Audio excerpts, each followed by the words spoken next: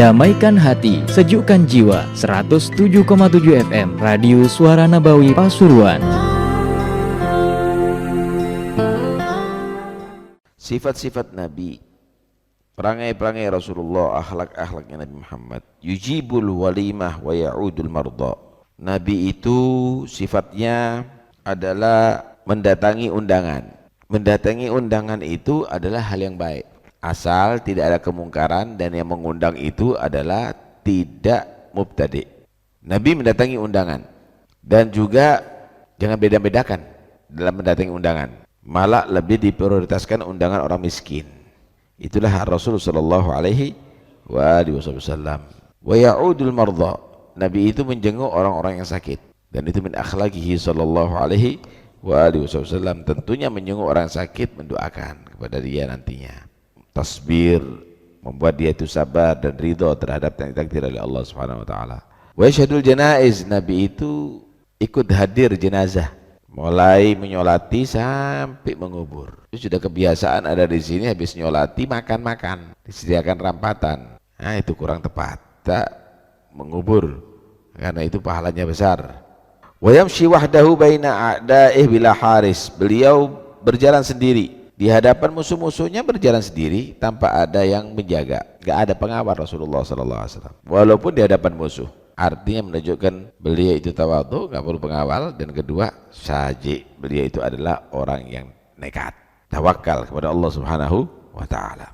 Asyaddun nas tawadhu'an wa askanuhum fi ghairi kibir. Nabi itu adalah manusia yang paling tawadhu. Kemudian orangnya tenang, wibawa, tapi tanpa sombong. Jadi Nabi itu tidak pernah kelihatan panik, tapi tidak sombong. Kemudian tawadhu'nya adalah luar biasa, sangat tawadhu beliau sallallahu alaihi wasallam. Wa ablaghuhum fi ghairi tatwil wa ahsanuhum bisyra.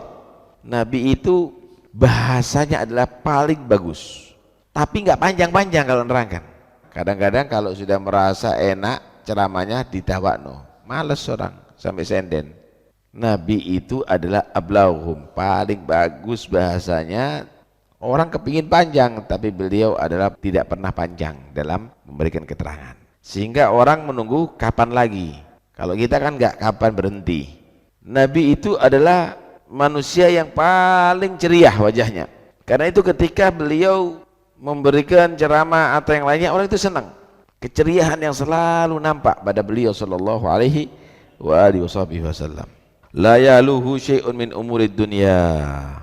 Nabi itu tidak sampai terperangah sedikit pun daripada urusan dunia. Karena itu enggak pernah Nabi itu ingin baju yang bagus, kendaraan yang mewah. Yalbasu mawajad, yang ada pakaiannya itu yang dipakai oleh beliau sallallahu alaihi wasallam. Ya, kadang-kadang kain syamlah, kadang-kadang kain itu. Al-muhim, Nabi tidak pernah membedakan mana yang mahal dan mana yang tidak. Yang penting mubah, bukan dari sutra, bukan dari yang diharamkan oleh Allah, maka dipakai oleh Nabi sallallahu alaihi wasallam. Enggak ada istilahnya enggak pantas ente ini orang terhormat pakaiannya seperti begitu, enggak ada. Sallallahu alaihi wasallam. Beliau pakai cincin, cincinnya dari perak. Dia tidak pakai cincin dari emas karena diharamkan bagi laki umat Muhammad. Cincin perak boleh, Nabi pakai cincin perak. Beliau pakai ada di jari kelingking, di kanan, kadang-kadang juga di kiri. Yang dipakai jari kelingking. Apa jari kelingking ini? Jentian. Kanan, kadang-kadang juga di kiri. Sallallahu alaihi wasallam. Ada beberapa riwayat ada di situ. Yurdifu khalfahu abdahu aw ghairahu. Beliau tidak segan-segan kalau naik kendaraan ngajak orang untuk dibonceng. Kadang-kadang dibonceng ini budak, orang-orang biasa. Wah, nggak bisa ini, nggak selevel, nggak ada gitu.